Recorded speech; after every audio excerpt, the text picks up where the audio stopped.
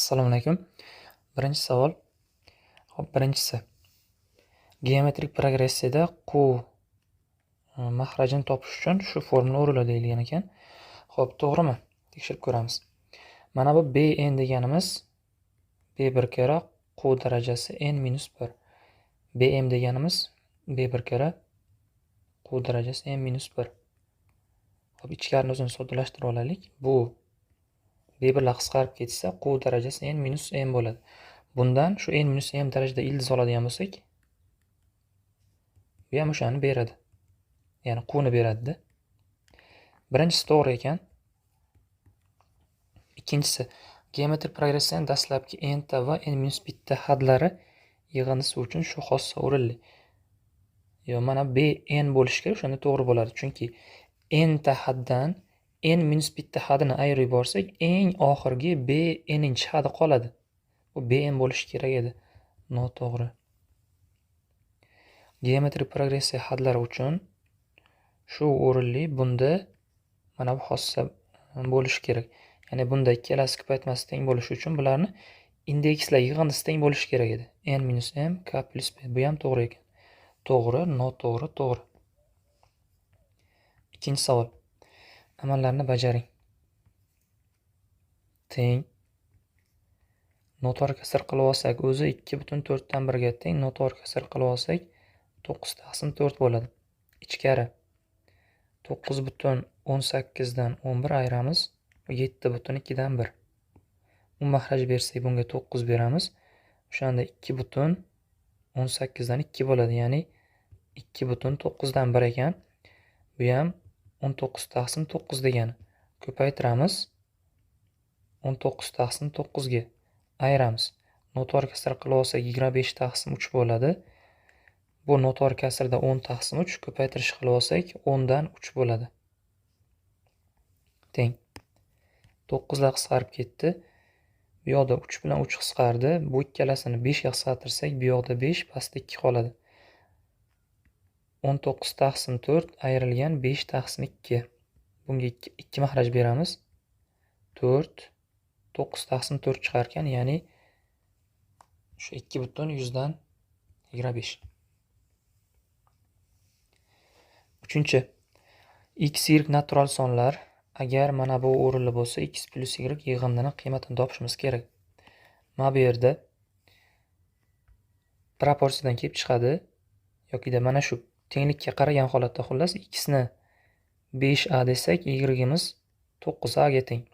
Endi bularni e kub nima bo'ladi? Olib kelib mana shu yerda e kubga qo'ysak, 5a bilan 9a. Har ikkalasida a bor. A'ni tashqariga chiqarib olamiz. Keyin ichkarida 5 bilan 9 qoladi. 5 bilan 9 ni e kub 1 ga teng. Ya'ni xullas bu sonlarni e kub a ga teng. Teng 28. A 28 bo'ldi. Savolda nima so'raldi? X plus y yig'ini so'raldi. X plus y teng. Bu 5a bilan 9a ni yig'indisi 14a teng 14 kira 28. 196 kira 2. 12 birasida 9 birasida 392. 4. Ko'paytuvchilarga ajrating. Xo'p, bu yerda mana bu yig'indisi teng bo'lishi kerak. Qaranglar, 1 bilan 7 ni qo'shsak 8, 3 bilan 5 ni qo'shsak 8. Demak, mana shu qavslarni bir-biriga mos holatda ko'paytiramiz. Bu ikkalasini ko'paytmasi x kvadrat plus 8x plus 7. Bu ikkalasini ko'paytmasi x kvadrat plus 8x plus 15 qo'shilgan 15 teng. Ana endi bittasini belgilashtirib olamiz. Mana bunisini a deb belgilashtirsak, bunisi a plus 8 bo'ladi. Keyin qavsni ochib yuborsak, a kvadrat plus 8a plus 15 teng. Xo'p, endi bu ikkalasini ko'paytuvchi ajratib olsak, a plus 5, a plus 3. A ni qiymatini joyiga olib kelib qo'ysak, x kvadrat plus 8x plus 12, x kvadrat plus 8x plus 10 bo'ladi. A kalitda. Beshinchi. Mana shu yig'indini 5 ga bo'lgandagi qoldiq kerak. Xo'p, mana bu 2 ning 4-chi darajasi 16. Buni 5 ga bo'lsak 1 qoldiq. 3 ning 2-chi darajasi 9. 4 qoldi. 27. Xo'p, 3 ning 4-chi darajasi 81. Buni ham 5 ga bo'lsak 1 qoldi. Ya'ni mana buni 2 darajasi 4 ning necha darajasi bo'ladi? 24 qo'ysak 506 darajasi-yu ko'paytiramiz. 2 darajasi bo'ladi. Qo'shilgan. 3 ning 4-chisining mana buni ham yana 3/4-chisiga keltirib olamiz. Chunki mana bu 4 bular darajasini 4 ga bo'lsak, xullas darajasi 4 ga karali bo'lsa, ularni 5 ga bo'lsak 1 qoldiq ekan. O'shaning uchun buni ham yo'qdagilar bir xil bo'ladi. 506 3 ning kvadrati bo'ladi. 2024 2 ni qo'shdik 2026. To'g'ri. Mana bularni 5 ga bo'lsak 1 qoldiq. Tashlab yuboramiz. 2 ni kvadrati 4, 3 ni kvadrati 9. Yig'indi 13. 13 ni 5 ga bo'lsak 3 qoldiq. 6. Savatda yashikdagidan 2 marta kam uzun bor. Savat yashik. Demak, savatda x ta uzun bo'lsa, ya'ni x kilogramm uzun bo'lsa, yashikda 2x ekan. Chunki yashikdagidan 2 marta kam. Yashikdagi ko'proq deb. Savatga yana 2 kilogramm uzun qo'shilganda, so'ng undagi uzun yashikdagi uzundan 0,5 kilogrammga ortiq bo'lib qoldi.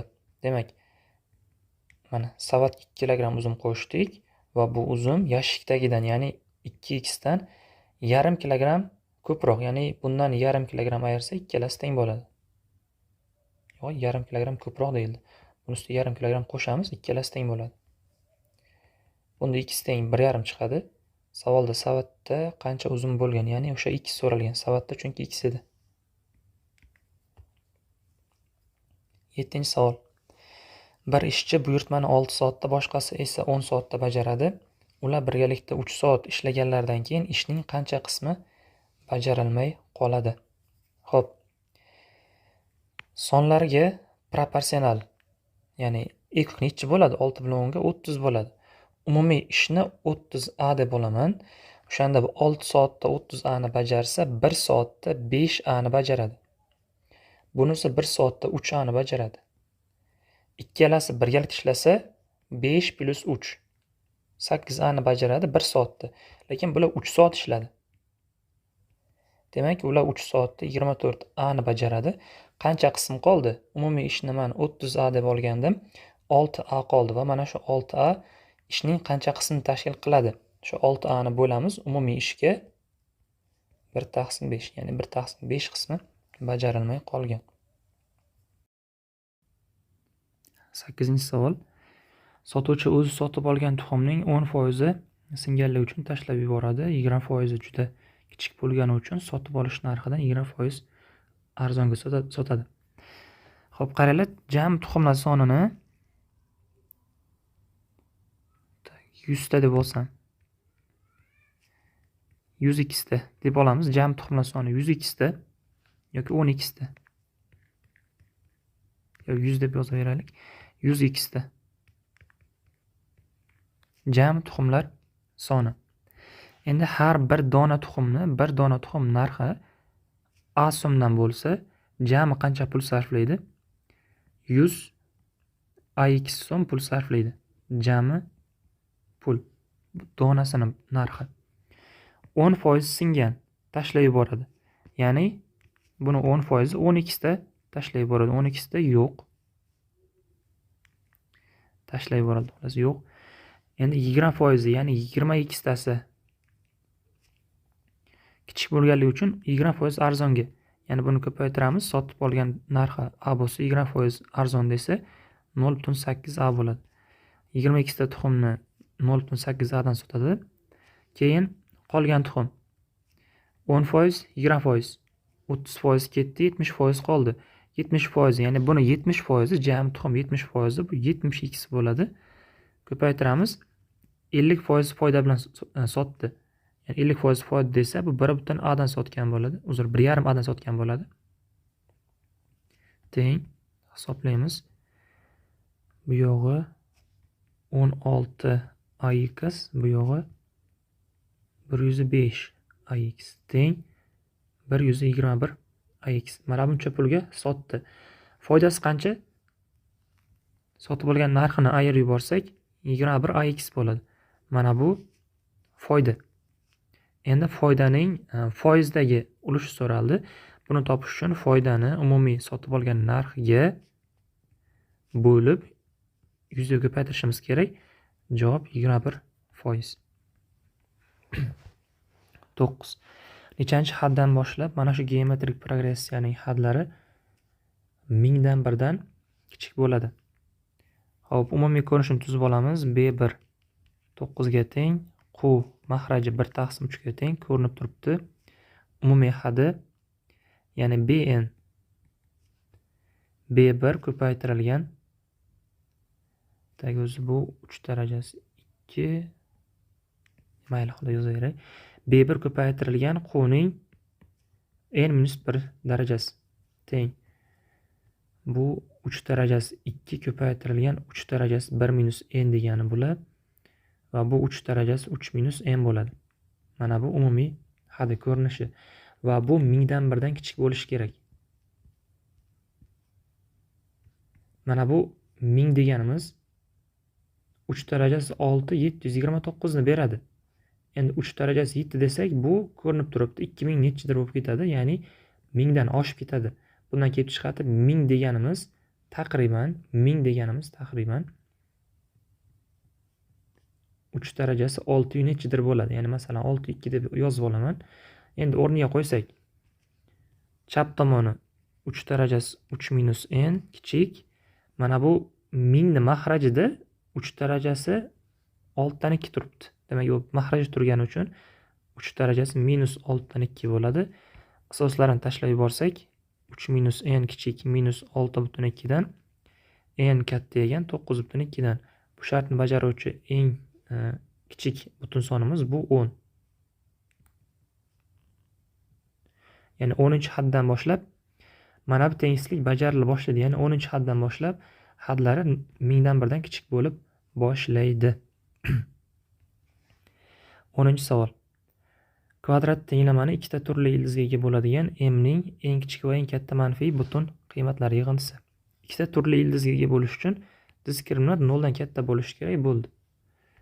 Diskriminant 4m kvadrat ayrilgan 4 kara m plus 3 m minus 4 katta 0 dan. 4 ga qisqartirib yuboramiz, 4larni o'chirib yuboramiz. Qolgan qavsni ochamiz. M kvadrat minus, bu ikkalasi ko'paytmasi, m kvadrat minus m minus 12 minus m kvadrat plus m plus 12 katta 0 dan. Bular qisqarib ketdi. M katta minus 12 dan. Bu yerda minus 11 bo'lmaydimi? Ayyo, uzilgoda shartlari bor ekan. M ning eng kichik va eng katta manfiy butun qiymatlari yig'indisi.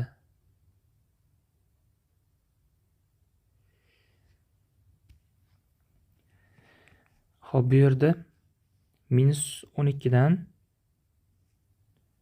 katta yoki qaranglar, xullas. Bizda faqat manfiy butun sonlar haqida gapirilyapti.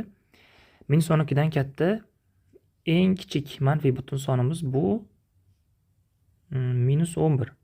Eng kichigi. Eng kattasi bu -1. Ya'ni -12 dan katta eng kichik manfiy butun sonimiz -11, eng kattasi -1. Bularni yig'indisi so'ralibdi. Bularni yig'indisi -12 ga teng. 11. Tenglamaning mana shu oraliqdagi ildizlari yig'indisini toping. Ikkala tarafini 2 ga bo'lib yuboramiz. Ildizda 3/2 sinus x qo'shilgan 1/2 kosinus x teng 1 bo'ladi. Mana buni kosinus 30 gradus, buni sinus 30 gradus deb yozib olsak, chap tomon bizda sinus x plus 30 formulani beradi, teng 1. Bunda x plus 30 teng 1 ga teng bo'ladigan yechim pi taqsim 2 qo'shilgan 2 pi ga 30 gradusni ham pi taqsim 6 deb yozib olsak, x teng bo'ladi. Bunga 3 mahraj bersak, buni bu tarafga olib o'tsak, 2 pi taqsim 6 pi taqsim 3.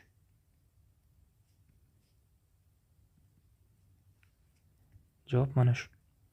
Xo'p, bu oralikdagi ildizlar yig'indisi. K ga agar -2 bersak, chiqib ketib qoladi bu oralikdan, lekin -1 bersak bo'ladi. -1 bersak pi taqsim 3 minus 2 pi. Endi 0 beramiz, pi taqsim 3 bo'ladi. Xo'p, 1 bersak chiqib ketadi. 1 bersak chiqib ketib qoladi. Demak, bo'ldi, mana shu ikkalasini o'zi. Va bu 2 pi taqsim 3 ayrilgan 2 pi minus 4 pi taqsim 3 ga teng. 12. Tengsizlikni qanoatlantiruvchi butun sonlar nechta? Mana bu 5 darajasi -1 ni beradi. Ya'ni mana buni 5 darajasi -1 qo'ysak, darajalar ko'paytirilishi kerak. Yoki darajani oldiga bitta minus qo'yib qo'yamiz.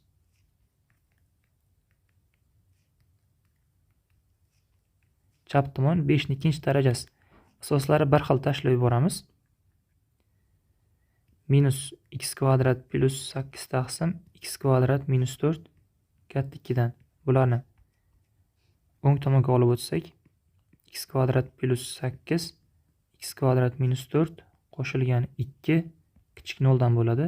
Bu mahraj berib yuboramiz. X kvadrat plus 8 plus 2x kvadrat minus 8 x kvadrat minus 4 kichik 0 dan 8 lar qisqarib ketdi. Demak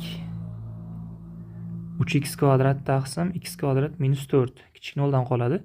3 tashlab yuborsak bo'ladi. Mahrajini ko'paytuvchi ajratib olsak, x minus 2 x plus 2 bo'ladi.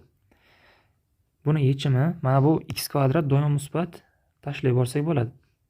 Tashlab yuboramiz, faqat tenglik belgisi yo'qligi uchun x teng emas 0 shartini olamiz. Chunki x teng 0 da chap tomon 0 bo'ladi-da, tengsizlik bajarilmaydi. Demak, surat chiqib ketdi, mahrajni o'zi qoldi. Mahraj kichik 0 dan. Buni yechimi x qarashli -2 dan 2 gacha va x teng emas 0 ham bor.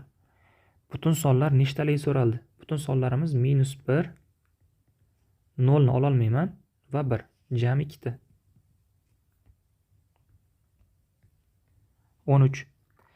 Tengsizlikning eng kichik haqiqiy yechimini toping. Eng kichik haqiqiy yechimi. Xo'p, hammasi logaritm 3 asos ekan, ya'ni oson bo'ldi ishimiz. Mana bu ikkalasi logaritm 3 asosga ko'ra mablag' ko'paytmasi bo'ladi xullas. Ya'ni qayta yozmaylik. Ikkalasi logaritm asosiga ko'ra, logaritm 3 asosga ko'ra mana bu ikkalasini ko'paytmasi bo'ladi. Va keyin logaritm 3 asoslar tashlab yuborsak, asos 1 dan katta, tengsizlik ishorasi o'zgarmaydi. Qolgan qismi nima qoldi? 2x plus 1 ko'paytirilgan bu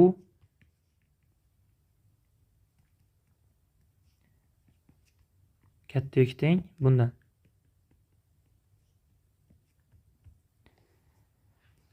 Xo'p, qavslarni ochib yuborsak,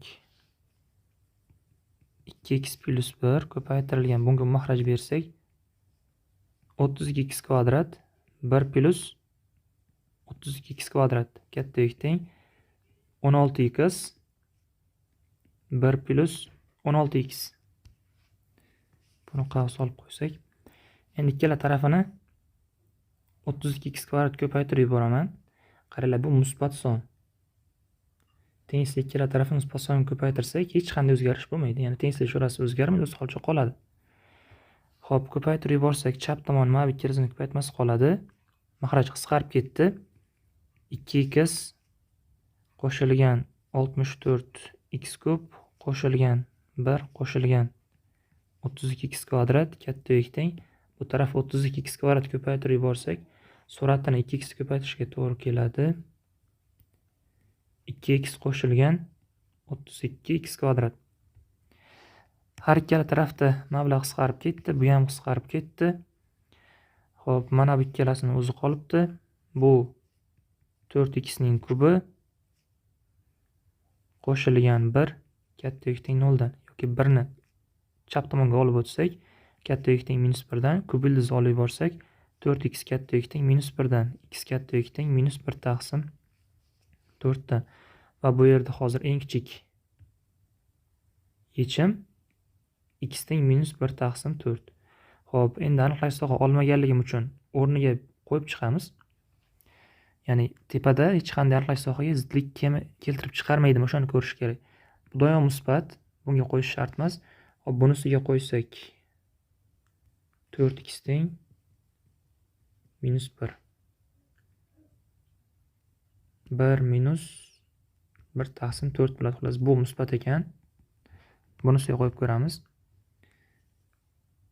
-1 taqsim 2 qo'shilgan 1. Bu ham musbat. Hammasi musbat. X teng -1 taqsim 4 da, demak, eng kichik yechim mana shu bo'ladi. 14. Tenglamalar sistemasi. Qaranglar, bu javob mana bu degani emas buni. Nimaga? Chunki aniqlash sohani olishim kerak edi. Aniqlash sohaga kiradigan qismni olishim kerak, buni ham. Lekin o'sha aniqlash sohaga mana bu kirar ekanda. Eng kichik yechim shu bo'ladi bo'lgan taqdirda. Boshqalar ichida xolos. Tenglamalar sistemasi nechta xy ildizga ega? Demak, yechishimiz kerak bularni. Xo'p, bu yoqda ikkalasini sonlarni tenglashtirib yuboraylik. Ya'ni buni 8 ko'paytirsak, buni 17 ga ko'paytirsak, ikkalasi teng bo'ladi. Osonroq yo'li bormi? Osonroq yo'li bor ekanmi deyman. Ayirib yuboraylik. X kvadrat plus 4xy plus 4y kvadrat teng bo'ladi 9 ga. Bu chap tomoni x plus 2y ning kvadrati teng 9 ga. Bundan ikkita holat kelib chiqadi. Birinchi holatimiz x plus 2y teng 3 ga. Ikkinchi holatimiz x plus 2y teng -3 ga. Endi mana bunisiga bunda x topib olsak 3 minus 2y olib borib qo'yamiz. Bundan ham x topib olsak minus 2y minus 3. Buni olib kelib x ni o'rniga qo'yaman. 4 ko'paytirilgan x ni kvadrat, ya'ni buni kvadrat. Xo'p, bu yoqda osonroq yo'li.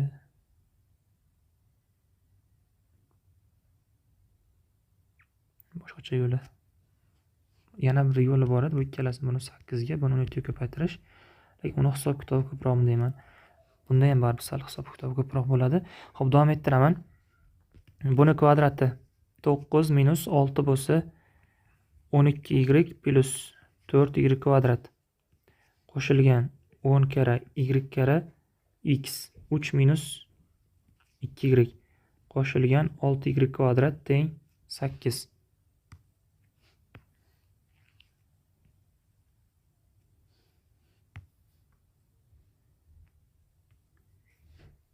Qasni ochamiz. 36 minus 48y 16y kvadrat 30y minus 20y kvadrat qo'shilgan 6y kvadrat ayrilgan 8 teng 0. Bu uchalasida 22 bo'lsa 2y kvadrat qoladi. Y'larimiz bular. Bu yoqda minus 18y qoladi. Bu ikkalasida plus 28 qoladi. Teng 0. 2 ga qisqartirib yuboramiz. Buni yechimlari y minus 7 va y minus 2 teng 0. Bu yerda y 2 ta, har bitta y uchun yana bittadan x chiqadi, ya'ni ikkita yechim bor.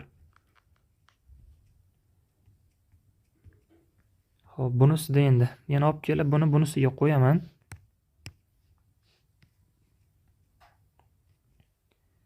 To'rt ko'paytirilgan buni kvadrat 4y kvadrat plus bo'ladi 6 bo'lsa 12y plus 9 qo'shilgan 10y kara minus 2y minus 3 qo'shilgan 6y kvadrat teng 8. Ochamiz qavslarni. 16y kvadrat 48y 36 minus 20y kvadrat minus 30y plus 6y kvadrat minus 8 teng 0. Y kvadratlar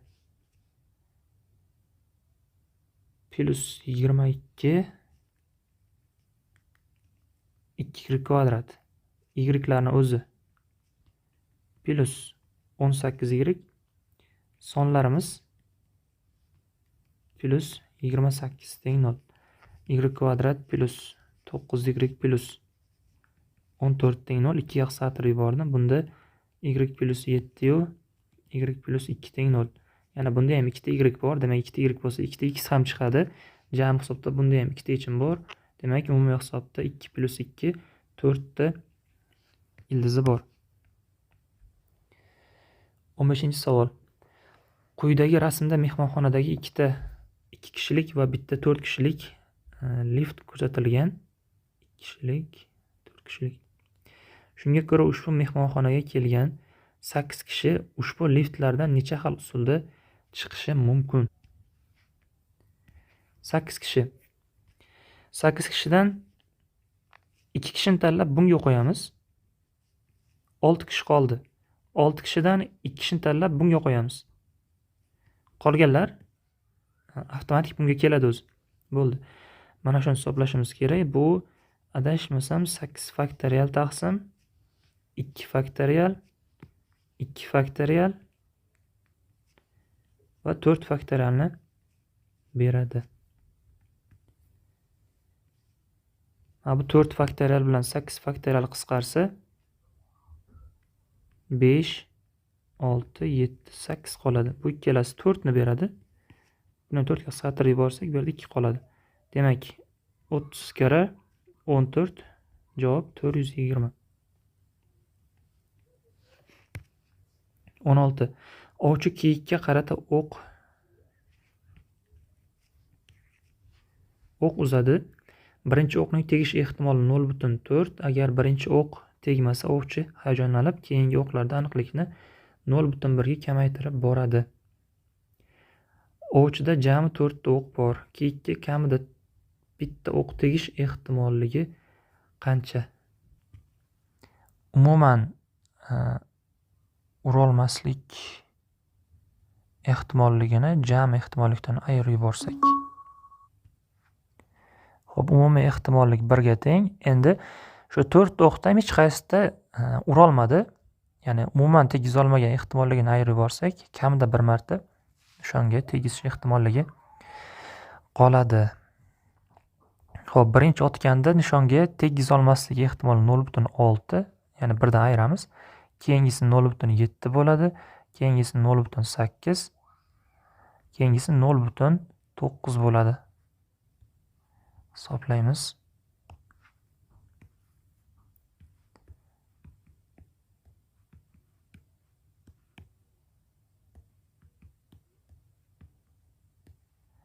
Oltmish to'qqiz 76.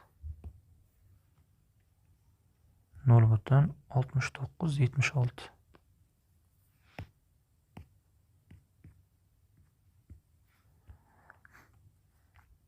17. Mana shu ifoda yoyilmasidagi hadlardan biri shu bo'lsa, A ni topishimiz kerak. Xo'p, bu yerda buni umumiy hadi qanaqa ko'rinishda bo'ladi? C n u a x kvadratning a-inchi darajasi va minus y kubning n minus a-inchi darajasi bo'ladi. Ya'ni darajalar yig'indisi. Xo'p, bu yerda berilganki x darajasi 8 ekan. Ya'ni bun darajasi 2a 2a teng 8, a teng 4. A teng 4 bo'lsa, bu 4 bo'ladigan bo'lsa, bun darajasi nima bo'ladi? N minus 4 bo'ladi, xullas, 4 qo'yamiz. Va bu yerda endi y darajasi. Y darajasi nima? Y darajasi 3 kara n minus 4. Bu 9 ga teng bo'lishi kerak. N minus 4 teng 3. n teng 7 chiqadi. N teng 7 bo'lsa, bu 3 bo'ladi. Demak, n teng 7, ya'ni mana bu 7 bo'ldi va bizda a 4 edi, mana bu 4. Mana shu qatnashgan hadini yozib oldim. Bizga a, ya'ni koeffitsient kerak. C7 4 deganimiz 7, 6, 5 taqsim 1, 2, 3 ni beradi. Va bu yerda minus ham bor, daraja toq minus 6 ga chiqaradi. Bu yerda 2, 3, 6 bo'lib, 6 qisqarib ketsa, minus 35 chiqadi. 17. X ning f at x funksiya hosilasining qiymati 0 ga teng bo'ladigan qiymatlarini toping. Nima? F at x funksiya hosilasining qiymati 0 ga teng bo'ladigan qiymatlarini toping. Xullas, tushunarli. Buni hosilasini 0 ga tenglashtirib yuboramiz. O'shani yechimlari kerak ekan. Buni hosilasi 3 darajasi 2x ko'paytirilgan ln 3. Mana bu ko'rsatkichli funksiya bo'yicha oldim hosilani. Endi tepasidan olishimiz kerak, ya'ni 2x dan olishimiz kerak. 2x dan hosila 2. Minus bundan hosila 2 ln 3 teng 0. Mana hosilasi 0 ga tenglashtirdim. Bu yoqda mana bu 2 ln 3 lar bir xil. Ya'ni xo'p, mayli. Chap tomonga olib o'tsam buni o'ng tomonga.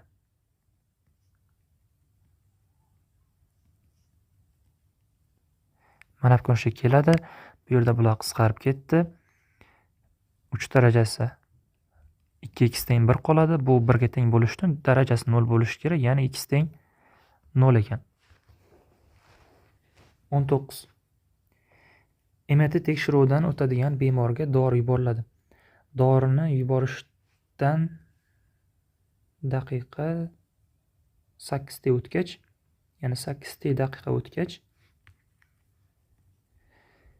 MRT qurilmasidan olinadigan tasvirning sifati mana shu funksiya orqali aniqlanadi. Ekranni kuzatib turgan shifokor tasvir sifati eng yuqori bo'lganda MRT qurilmasidan tasvir olishi kerak. Shunga ko'ra bemorga dori yuborilgach, necha daqiqadan so'ng MRTni o'tkazish mumkin. Bu yerda 8 daqiqa bo'lmasa kerak, u 8 daqiqa emasmikan? Xullas, bizga hozir mana buning eng katta qiymati kerak. Xo'p, hosil olib 0 ga tenglashtirib yuborsak ham bo'ladi yoki bo'lmasam boshqa bir usuli ham bor. Katta yoki teng. Boshqa bir sal osonroq yo'lni o'rgatib olay. Endi hosila bilan ishlashni ancha hamma biladi. Boshqa usul qanaqa? Shu ifodani t ga bo'lib yuborsam 8 taqsim 4t plus 625 taqsim t. T bu yerda musbat son, chunki vaqt. Keyin bizda qo'sh tengsizligi bor edi. A plus B katta yoki teng 2 ildiz AB dan. Musbat sonlar uchun. Va bular musbat sonlar. Demak, o'shani qo'llasak bo'ladi. O'shani qo'llasak bu katta yoki teng bo'ladi 2 ildiz 4 kira 625 dan. Tlar sarf ketadi. 4 dan ildiz 2 chiqadi, 625 dan 25 chiqadi. Oldida 2 ham bor. Demak, 100 bo'lar ekan. Ya'ni bu katta yoki teng 100 dan. U holda bu kasrimiz kichik yoki teng bo'ladi 8 taqsim 100 dan. Chunki kasrning mahraji eng kichik qiymati 100. 100 berganimizda 100 dan 8 bo'ladi.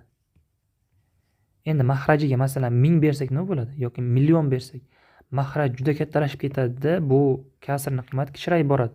Ya'ni bu eng katta qiymati bo'ladi bu. Demak, o'sha holatdagi vaqt so'raldi. O'sha holatdagi vaqt so'raldi. Mana bu qo'sh tengsizlikda tenglik qachon bajariladi? Ya'ni bizda hozir o'sha tenglik holati olindi-ku. Tenglik qachon bajariladi? Tenglik har ikkala son bir-biriga teng bo'lganda bajariladi. Ya'ni o'zi mana buni bu tarafga olib o'tsam, ildizda a minus ildizda b ning qavs kvadrati katta yoki teng 0 dan ko'rinishga keladi. Buni bu tarafga olib o'tsak. Va bu tenglik ildizda a teng ildizda b da. Ya'ni o'sha a teng b holatda bajariladi. Bizda ham hozir o'shani qo'llayman. Bu ikkalasi teng bo'lishi kerak. Tenglashtiramiz. 4t kvadrat teng 625. Ildiz olib borsak, 2t teng 25, t teng 12 yarim. B kalitda bu yerda 8 t emas, t daqiqadan keyin bo'ladi. Xo'p, yechgan usulim oson edi, faqat sizlarga tushuntirish uchun ko'proq vaqt ketib qoldi. Menimcha, hosila olib topgandan ko'ra tezroq bo'ladi. 20 aniqmas integralni hisoblang deyilgan. Bu bo'laklab integrallash formulasini qo'llaymiz. Teng. Birinchi bo'lib mana bu kosinus x ni yozib olaman. Sinus x dan hosila dx. Va bo'laklab integrallash formulasiga ko'ra bu teng x kare sinus x ayrilgan integral sinus x ning o'zi va endi x dan hosila 1 dx teng x sinus x ayrilgan. Mana bu sinus x dan boshlang'ich minus kosinus x bo'ladi. Mana bu oldida minus bor ekan, demak ikkita minus plus bo'ladi. Plus c. 21 haqiqiy sonlar to'plamida aniqlangan uzluksiz hamda o'suvchi bo'lgan shu funksiya uchun mana shu shartlar o'rinli berilganlardan foydalanib bu integralning qiymatini hisoblang. Teskarisining integrali kerak ekan. Funksiyaning grafini chizib olsak. Grafini aniq chizib bo'lmaydi-ku, lekin chizib olamiz taqribiy. Doimo o'suvchi deganlik uchun hop ifat 1 da 2 ga teng, ifat 1 bu yer 1 bo'lsa, bu yer 2. Ifat 5 da 9 ga teng.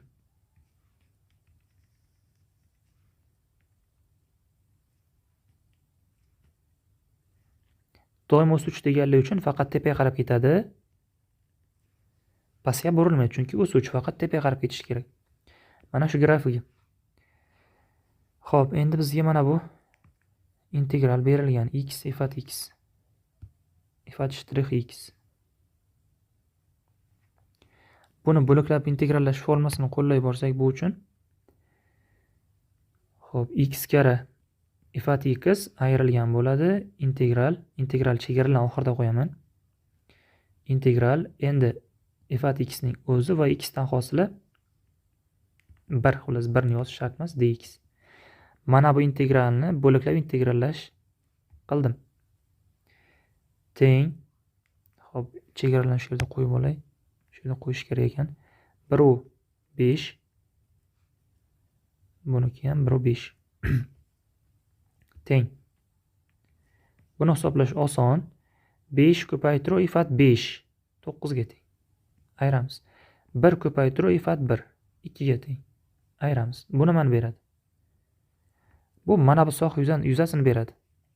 Bu soha yuzasini bir a deb olsam, ayrilgan a bo'ldi. Teng 25 edi, tepada bor. Bu 45, bu 2, 43. 43 ayrilgan a teng 25. A teng 18. Demak, mana bu yerning yuzasi 18 ga teng. Xo'p, bizdan nima so'raldi? 2/9 teskari funksiya integrali, ya'ni bizdan mana bu soha yuzasi so'raldi. Bu soha yuzasi topmoqchi bo'lsak, mana bu to'rt o'tburchak yuzasidan ayirib yuboramiz. Mana buni va mana bu soha yuzasini. Biz pastini. Shunda kelib chiqadi. Xo'p, katta to'rt o'tburchak yuzasi 5 kare 9 ayiramiz. Buni yuzasi 1 kare 2 ayiramiz. A 18. 45 ayrilgan 20 javob 25. 22. Qavariq n burchakning diagonallari soni mana shunga teng. Yo'q, bu yerda n-3 bo'lishi kerak edi. Noto'g'ri.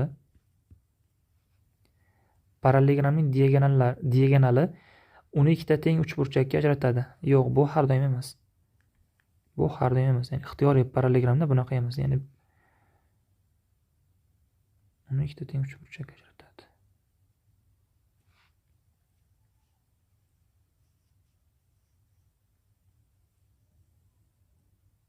Yo'q, to'g'ri ekan, adashman, uzr. Fikrim u bilan bu teng, faqat sal bundayroq turibdi.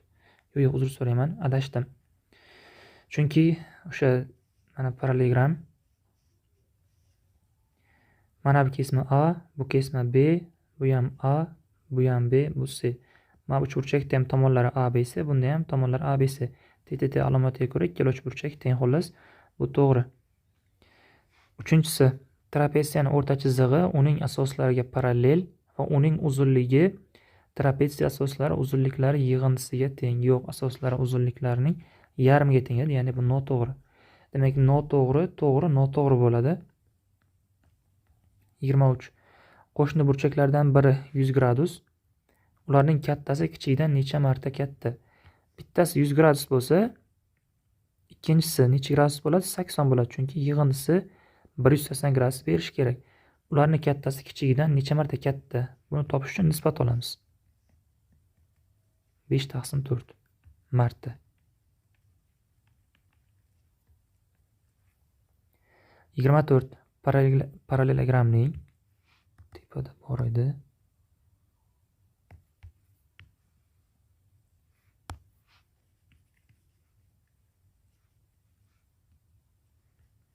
BD kichik diagonali diagonaldan M nuqta olingan. M nuqta uni B uchidan boshlab hisoblaganda 1/3 nisbatda bo'ladi. Ya'ni bu yer A bo'lsa, pastda uchi A. A MB ning yuzasi, buni yuzasi 4,5 bo'lsa, trapetsiyaning yuzasi kerak. Xo'p, bu 4,5 bo'lsa, buni yuzasi bundan 3 barobar katta, bundan 3 barobar katta. Ya'ni 3 ko'paytiramiz, 13,5 bo'ladi. Umumiy hisobda mana buni yuzasi qancha bo'ldi? Ya'ni mana bu ABD uchburchak yuzasidan ikkita parallelogram yuzasi, 2 ko'paytiramiz, ABD uchburchak yuzasi, ya'ni buni yuzasi qo'shsak 18. Javob 36. 25. Asoslari 20 va 37, yon tomonlari 26, 25 bo'lgan trapetsiya yuzasi. Trapetsiya ham bor edi.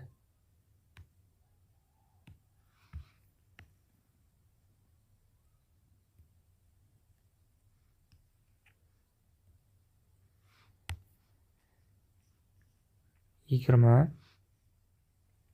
37, 26, 25. Mana bu yerdan 26 ga parallel kesma o'tkazdim. Shunda bu shaklimiz parallelogram bo'ladi. Bu 20 bo'lsa, pastda ham 20. Bu 37 bo'lish uchun bu yerga 17 qoladi. Bu 26 bo'lsa, bu ham 26. Endi bizga mana bu uchburchak balandligi kerak. Buni gerondan qo'llab topsak ham bo'ladi, lekin bitta narsaga qaranglar, bu yerda Pifagor sonlariga tushadigan son bo'lsa kerak. Ha, 26 tomon 26 bo'lgan Pifagor sonlari. Ya'ni 13, 12, 5, 2 ga ko'paytirilgan. Xo'p, bu yerda 25. Gipotenuzasi 25 bo'lgan Pifagor sonlari qaysi? 25, 24, 7. Ya'ni shunga tushadi demoqchiman. Xo'p, ikkalasida bor umumiy tomon 24. Ya'ni mana bu 24, bu 10, bu 7. To'g'ri keladi. Ya'ni bu test usuli, xullas, bu topib olishni. Demak, balandlik 24, trapetsiyaning yuzasi kerak.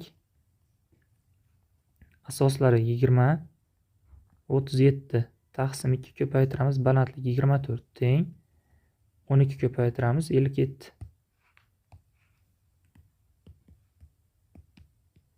684. 26. Uchlari mana shu nuqtalarda bo'lgan uchburchakning BD medianasi va BC tomoni orasidagi o'tkir burchak kosinusi.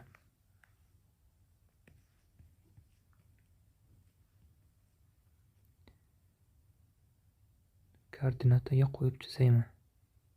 Yo'q, shart emas shekilli. AB masofa nimaga teng? ikki nuqta orasidagi masofa formulasiga ko'ra AB masofa 5 ga teng. AC masofa xuddi shunday 10 ga teng bo'ladi. Chunki mana bu 0 0 ekan, shuni biz ishimizni osonlashtirib yubordi-da. Pifagor sonlari 6 8 10. Hop, BC'ni topmoqchi bo'lsak, 6 dan 4 ni ayiramiz, 2 ni kvadrati, 8 dan 3 ni ayiramiz, 5 ni kvadrati. Ildiz osti 29 bo'ladi.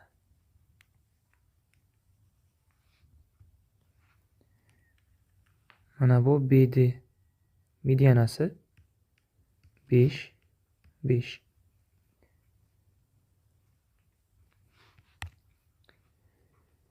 Uchburchakning BD medianasi va BC tomoni orasi. Mana burchak kosinusi. Kosinusining bunga ko'paytmasi. Demak, xolos bizga mana bu kerak ekan, ko'paytiramiz ildiz osti 58 ga. D nuqtaning koordinatalari nima bo'ladi? AC ning o'rtasi, ya'ni A bilan C ning koordinatalarini qo'shib 2 ga bo'lishimiz kerak. Qo'shib 2 ga bo'lsak 3 4 bo'ladi. B ning koordinatalari 4 3. Ikki nuqta orasidagi masofa formulasini qo'llasak, BD ildizda 2 bo'ladi. 1 1 ildizda 2 bo'ladi. Ha, shunday. Endi mana burchagimizda kosinus alfa nimaga teng? Ab ildiz osti 58 ni ko'paytiraman. Va keyin kosinus alfaning qiymati 29 2 ayrilgan 25 mahrajda 2 ildizda 2 ildiz osti 29 teng bu yoqda.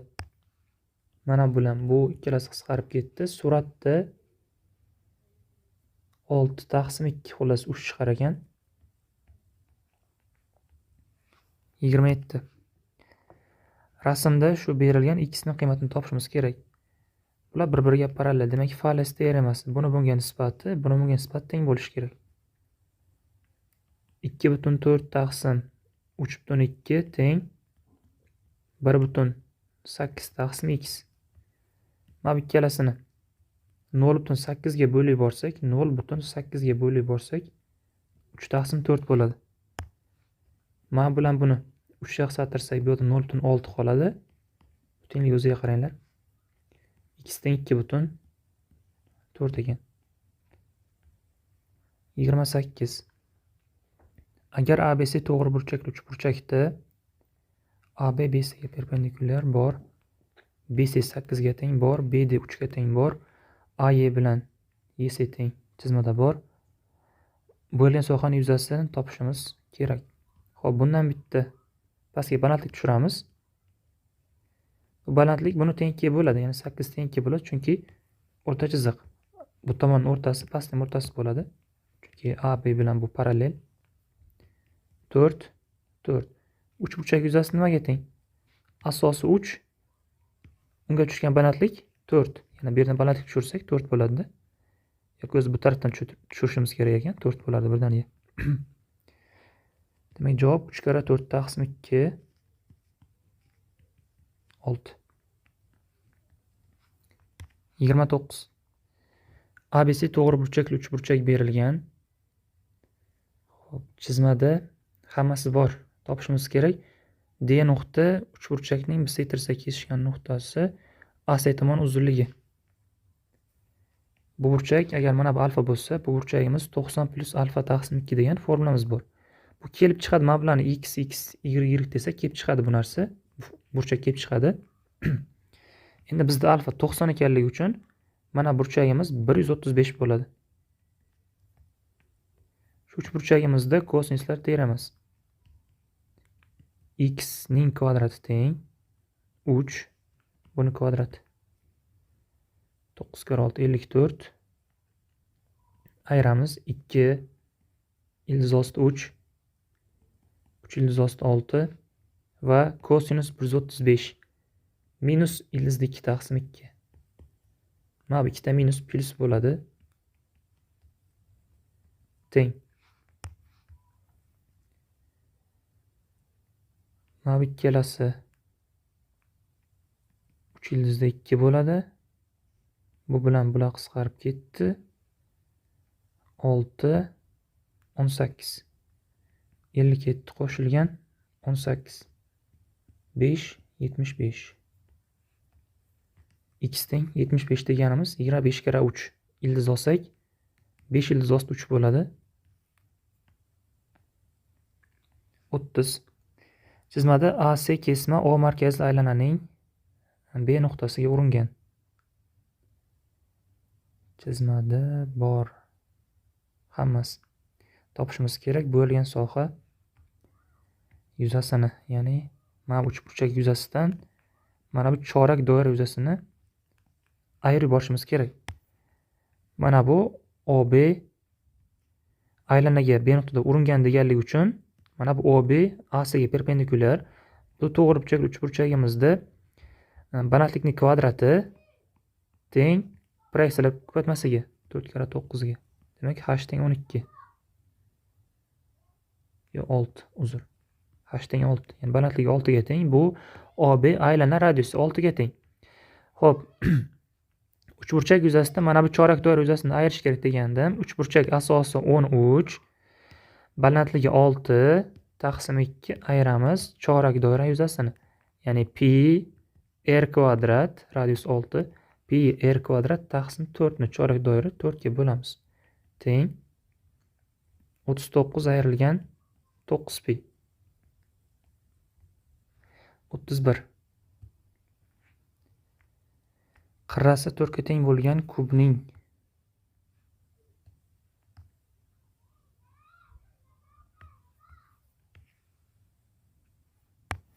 qirrasi 4 ga teng kubning uchidan shu uch bilan umumiy nuqtaga ega bo'lmagan yog'ining, ya'ni masalan shu 3 deb olsak, shu 3 bilan umumiy nuqtaga ega bo'lmagan yog'ining markazigacha bo'lgan masofa. Ya'ni mana bu yer yoki mana bu yer. Bizga mana masofa kerak ekan. Bu diagonal qirrasi 4 bo'lsa 4 ildizli 2 va uni yarmi 2 ildizli 2 dan bo'ladi. Mana ikkalasida Pifagor qo'llaymiz, kelib chiqadi. Pifagordan bu kesma 2 ildiz ostida 6 bo'ladi yoki ildiz ostida 24. 32. Tomonlari 3 va 4 ga teng bo'lgan to'g'ri to'rtburchak o'zining katta tomoni atrofida aylantirildi. Hosil bo'lgan jism sirtining yuzasi. Xo'p, endi biz hozir chizib olsam bitta. 3, bu 4. Katta tomon atrofida aylantiradigan bo'lsak, bitta silindr hosil bo'ladi. Ya'ni mana bu aylantiradigan bo'lsak, bitta silindr hosil bo'ladi. Bizga shuning hosil bo'lgan jismning to'la sirti, yon sirti kerak. Buni tepa sirtlari yo'q. Tepa sirtlari yo'q. Chunki buni o'zini aylantiradigan bo'lsak, bitta silindr hosil bo'ladi. Yo'q, tepasi ham bo'ladi aytgancha. Chunki bu tepani ham chizadi-ku. Tepa tomoni ham borda, bo'sh emasdi. Ya'ni xolos silindr hosil bo'ldi. Silindrning to'la sirti kerak bo'ldi. Savol mana shu. Ikkita asosi bor. Ya'ni bittasi o'zi pi r kvadrat radius 3 dan ikkita asos bor. Plus yon sirti 2 pi r kara h.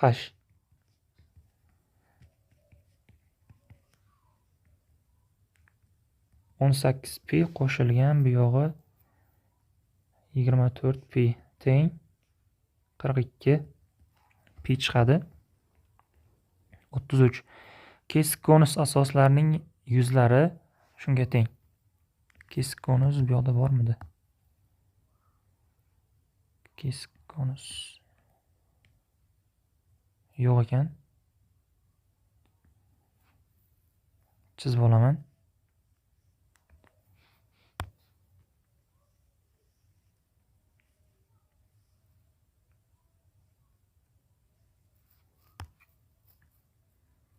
Asoslarning yuzalari. Bittasiniki 25, bittasiniki 49. Balandligining o'rtasidan asoslariga parallel tekislik o'tkazilgan hosil bo'lgan kesim yuzini.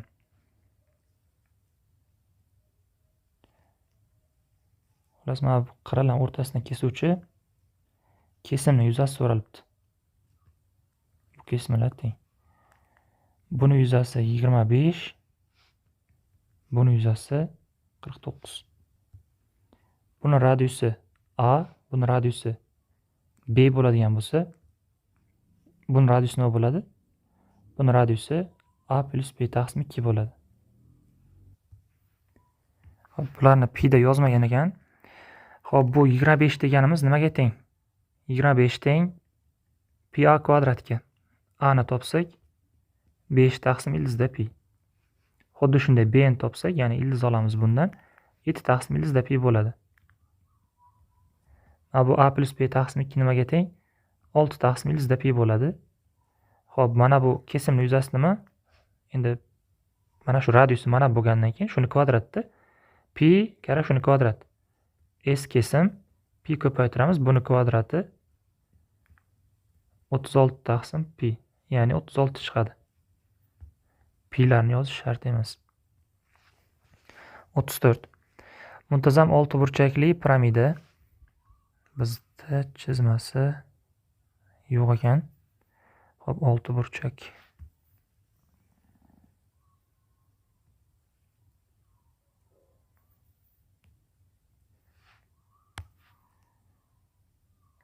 Piramida. Hozir buni sal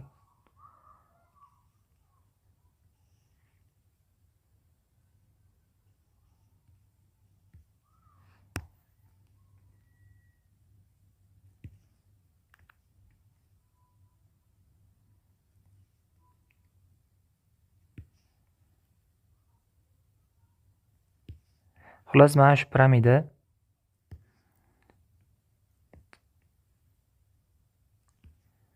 hajmi shunga teng, balandligi bunga teng. Demak, hajmi nimaga teng? Piramidaning 1/3 s asos kara h.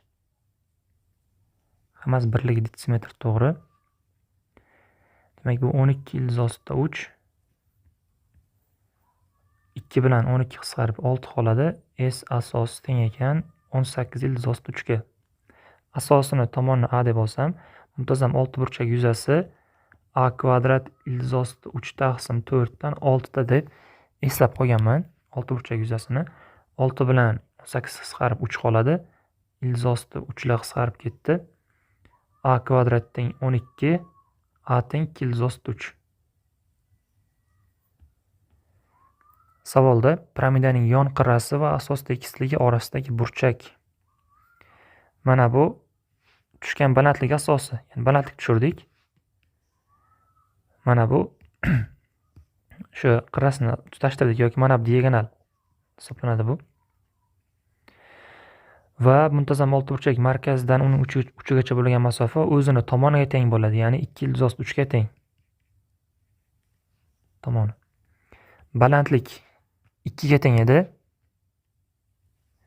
Mana bu burchagimizga qaranglar, balandlik pastdagi diagonal qaraydigan bo'lsak, ko'rinib turibdi. Bunda Pifagordan mana bu qirra 4 chiqadi, ya'ni mana burchak 30 gradus. Bizdan o'sha burchak so'ralgan. 35. AB vektor ular orasidagi burchak 30 gradus. Mana vektorga perpendikulyar bo'lsa k koeffitsient topishimiz kerak. Hop, ikkita vektor perpendikulyar bo'lsa, ularning skalar ko'paytmasi 0 ga teng bo'ladi. Ya'ni bu ikkalasini ko'paytiramiz.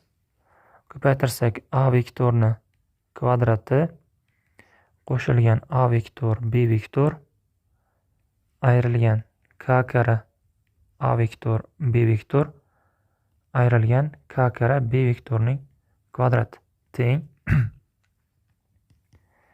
a vektor uzunligi ning kvadrat, uzunligining kvadrati 4 ga teng.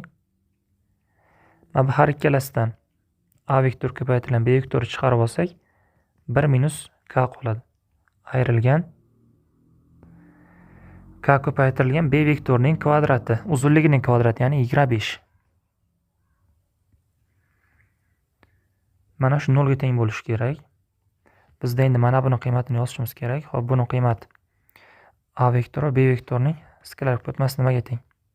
Pastdan hisoblab qo'yaylik shuni. A vektor uzunligi b vektor uzunligi ko'paytirilgan kosinus 30 5 ildiz osti 3 o'rniga qo'yamiz. 4 plus 5 ildiz osti 3 qavsni ochib yuborsak, buni o'rniga 5 ildiz osti 3 qo'yib qavs ochib yuboramiz. Minus 5 ildiz osti 3k ayrilgan 25k teng 0. Mana bularni o'ng tomonga olib o'tsak,